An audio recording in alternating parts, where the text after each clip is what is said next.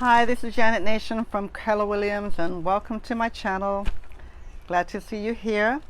Today, I want to talk to you about racial disparities in home ownership.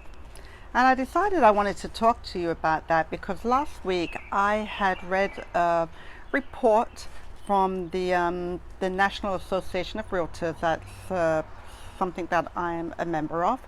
And it really gave a breakdown on racial disparities and home ownership in the United States. And I thought it was really interesting, and that's something that I just want to share with you. So lots of statistics. Grab a pen and paper so you could write some of this stuff down, because this was a study done from the period from 2016 to 2019. So everything I'm talking to you now will be from 2016 to 2019. And what they found was, or what it revealed was that 71% of whites, non-Hispanics in the United States own their own home. Blacks were exactly 30% less at 41%. Hispanics, a little bit better than blacks at 45%, and Asians a little bit better than the Hispanics at 50%. So, you know, we were at the bottom at 41%. And the reason for that they had discovered during that period between 2016 and 2019 is that they said that blacks were rejected on their mortgage application 62% of the time. That's huge.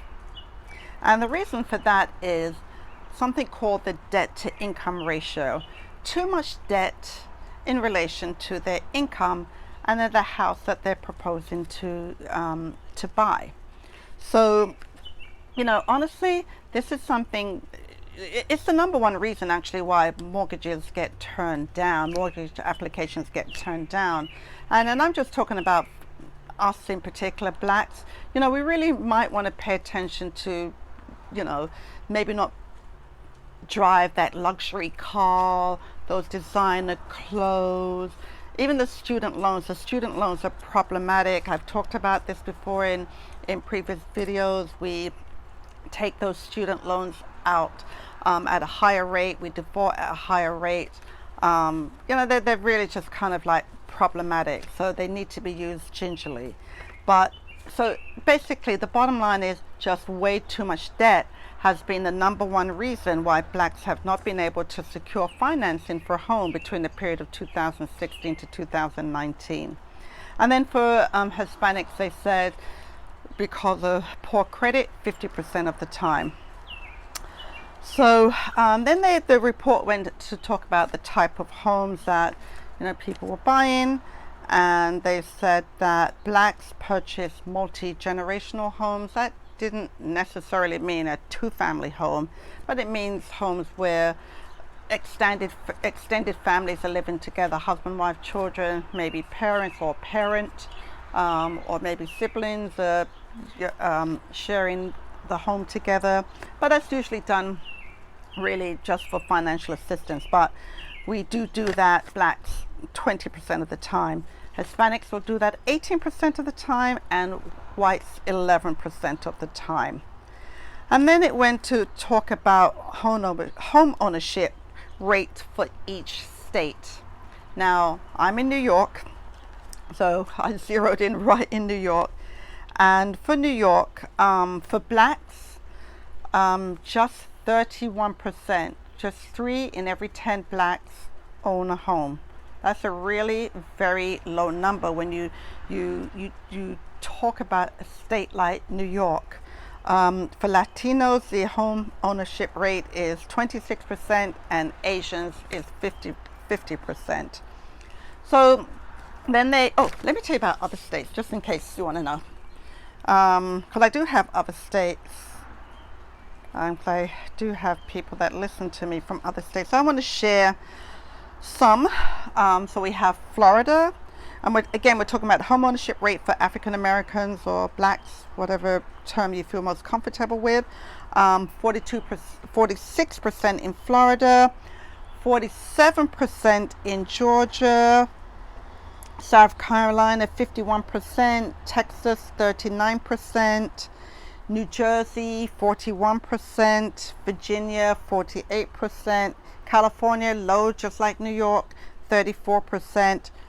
So definitely these are not great numbers, and an opportunity for mass improvement.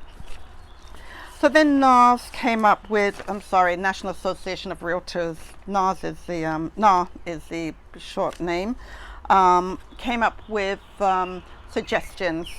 And what they said was, or solution, what they said was that they have renewed their commitment to advance fair housing plans by educating members, real estate agents, on racial gap and home ownership.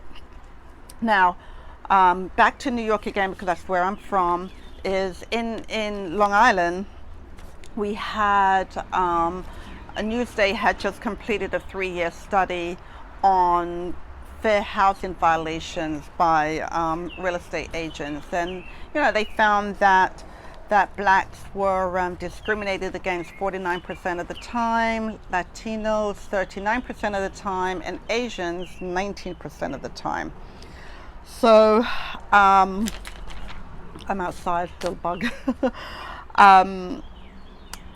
So what has come out, I don't know if it, I honestly don't know if this is because of this, but we now have, when real estate agents are now working with sellers and buyers, we now have a disclosure form that we have to give to everyone. Whether you're a seller or buyer, we have to give you that form. And basically that form just really is something that you sign, we keep in our files. It just really just talks to you about discrimination. And the nice thing about it is that it gives you a place to go in the event that you feel that you have been discriminated against. So I just wanted to tell you the protected groups and against discrimination, and that's, we can't discriminate as real estate agents against race, creed, color, national origin, sexual orientation, gender identity or expression, military status, sex, age, disability, marital status, lawful source of income, or family status. So those are the protected groups, and this form gives you an opportunity to file a complaint if you feel that has been your particular case. So it's a start. It's helpful. I mean, really, the numbers, and I really want to focus just a second on blacks. We are doing, as a race, we are doing poorly as far as housing is concerned. We are back down to 1969 nationwide housing levels, so we have definitely reversed backwards. All the gains that we have made have all been lost, and so we need to turn that around, because if we don't turn that around and turn it around very soon, we're going to find ourselves in a serious economic crisis, because the number one way to build wealth in this country is through home ownership. So me, myself, I'm such an advocate of trying to get, just educate people and preparing them to be able to purchase homes currently or in the future. So anyway, that is it today, and thank you for listening in. Please subscribe to my channel. I try to, bring subjects, tough subjects, not just the fluffy stuff. I want to talk about serious matters pertaining to real estate.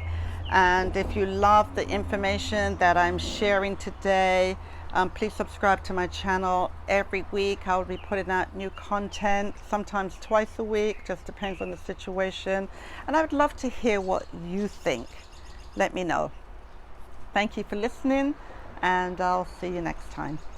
Bye for now.